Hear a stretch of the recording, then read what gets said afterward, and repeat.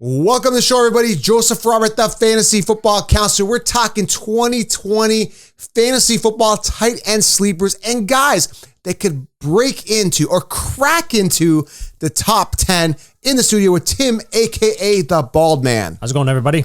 Tim, let's get to the show. Get down to business. So you wanna go hard? So you wanna be the greatest? Your life is a fantasy, and it's all for the taking. Cause this time is now, and I gotta get it. I'm a beast, I'm a freak when it comes to winning. Eyes on the prize like a television. All room, no rush, no room, your flesh. So you wanna go hard? So you wanna be Welcome to the show, everybody. Joseph Robert in the studio with Tim, aka the Bald Man. How's it going? We are talking about fantasy football tight end sleepers 2020 and the guys that could crack the top 10. Crack. Tim loves that, eh? No.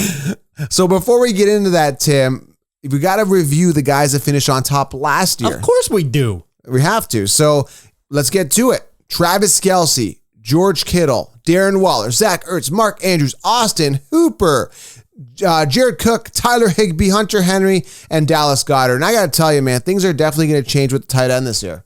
Of course. Yeah. Definitely. Like every position. Yeah. Surprise. But, so I say it all the time. 10 points out of your tight end. Get 10 points out of your tight end. And you know what? Even Kelce, who was the top tight end, averaged 16 per game. So not too far off. I got to tell you, this is the only position I could probably say that Travis, because every other position, there's copy and paste. Like, okay, this guy finished on top last year. They're going to finish on top again this year. This is the only position I could say that Kelce could do it because he's done it multiple years in a row. So Kelce, yet again, should and could still be the top 10 tight end. Agreed. Or top first overall tight end. Yeah, again. agreed, yeah. This is the only position. George Kittle could sneak in there. He's been relatively good and consistent. It's going to be interesting to see, again, what happens with free agency in the draft. Are the 49ers going to get another wide receiver? Is that going to take away volume from Kittle? Debo is good, but another wide receiver could be a threat. Darren Waller, I mean, we know from the last few years, Oakland loves going to their tight end, man. So their tight ends have been putting up big numbers the last couple of years. Darren Waller's right there. He only had 3 TDs last year, so bump up those numbers, and he's there. Right, and when you look at Zach Ertz, who finished 4th last year, him and Goddard, both these guys, I mean, when you look at them, they finished top 10. Is that going to happen again? Very unlikely. Now, you can only imagine that the Eagles acquire a wide receiver. They need one. They just don't have a good wide receiver. That's why Carson leans towards the tight ends. I think that's going to change this year. I think Carson's going to use his wide receivers a lot more if he gets a couple ace ones, which this draft, again, is full of top 10 potential Wide receivers. Yeah, it's totally loaded. So when you look at guys that could crack the top 10, it's not going to be very hard. Again, the fallout of Dallas. Who do you think is going to fall out? I'm not even giving you a fallout here because there can be so many changes when it comes to tight end. I mean, the point differential is so slim that it doesn't take much to go up or down 3 to 5 spots. No problem. There's a ton of uncertainty at the tight end position, and there's so much volatility.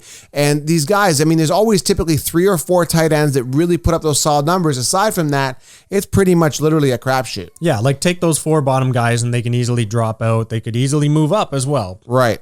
So who's going to crack the top 10? I got a few names. Again, nothing exciting when it comes to tight end position, but guys you should be aware of. Obviously, you got to be Evan Engram. Okay. You know, when he comes back, he's got to be right there. There's no problem there. One of my big things is what's going to happen with the Jets. Is Herndon the fourth going to be back? Right. Is he going to be 100%? Ryan Griffin did pretty well when he came in. Now, he's been around the league for a while and hasn't done much, but he might be a guy that can step up and take on a bigger load. So I'm excited, and I'd kind of keep an eye on that situation and see what happens there.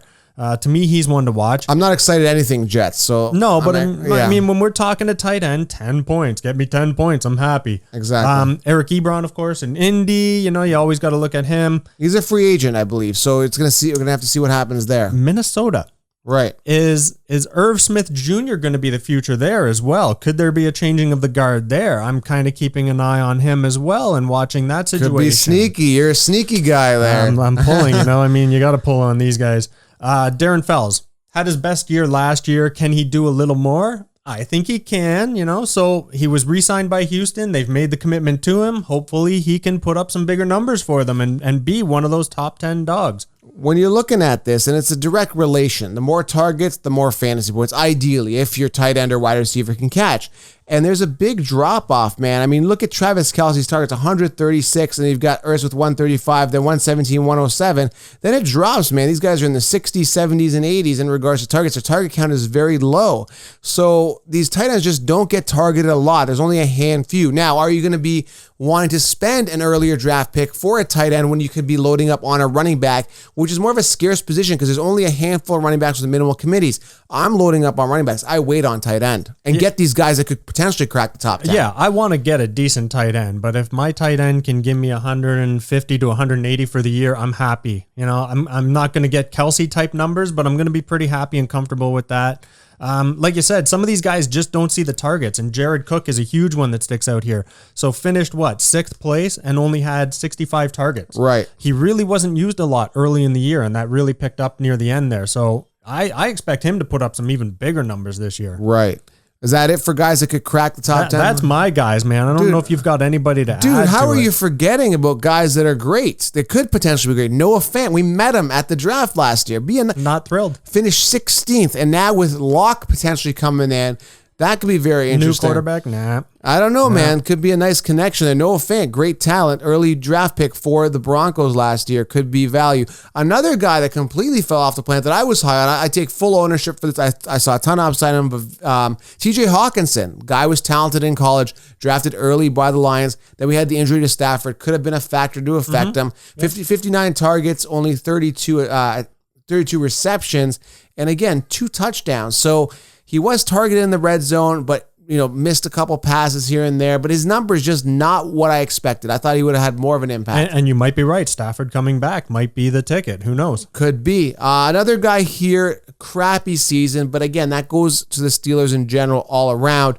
Just big fantasy bust all around there in Pittsburgh. But Vance McDonald, a guy that could possibly benefit with Big Ben's return, finished 30th amongst tight ends last season. Hopefully he bumps up, maybe cracking the top 10. Again, this is all dependent on Big Ben. Yeah, quite possible, man, for sure. Another guy, and I don't know if I fully believe in him, but there is some upside if Buffalo doesn't get another tight end, but Dawson Knox. There's a lot of variables here, Tim. Yeah, it's Buffalo. God. You never know, Buffalo, man. Why? Josh Allen, man, do not underestimate him. He could do well. So that's it, Tim. There isn't tight end, man. It's really not that exciting. It's not. I mean, gone are the days when you had Gronkowski and Kelce always battling for 1-2 positions. Now it's kind of leveled out a little more, man. But it's crazy. So you had Kelce with 254, and then your 10th place finisher with 144. Right. That's a pretty big gap. But unless you're going to spend that really early pick and get that top dog, pray to God he doesn't get hurt. Pray to God everything works out right. No, don't do it. Just play it calm and easy with tight end. Right. Maybe throw in some late stash that could be a big guy. Again, I want to note this is very, very early. We're going to get way more answers revealed once the draft is done, the NFL draft, and of course, free agency. We get through that. A lot of answers are going to be, a lot of questions are going to be answered. That's pretty much it. That's what we want to get to. So again, I am excited. Yeah, I mean, we're just taking it for as it is right now. I think everybody should understand that, and we've said it enough. Once we find out some more answers, of course, our lists are going to change. Our arguments will change a little more, but right now, this is it. That's it, guys. All right, make sure you guys smash that thumbs up. We're going to be doing a ton more giveaways. We're going to be answering more of your questions, so leave your questions below. We're going to be handpicking some questions and answering them on our show as well. Yep. We're also looking to get Council Nation a little more involved in our game. We're going to do some new things for you guys. We're going to put together a package. You're going to be our bitches. What did you say? Did I just call you our bitches? How rude. But yeah, that's the way I am. I'm a douche. Yeah, he is. All right, Council Nation strong. Smash the thumbs up, click subscribe, and we are out. Have a good one, everybody. Talk soon.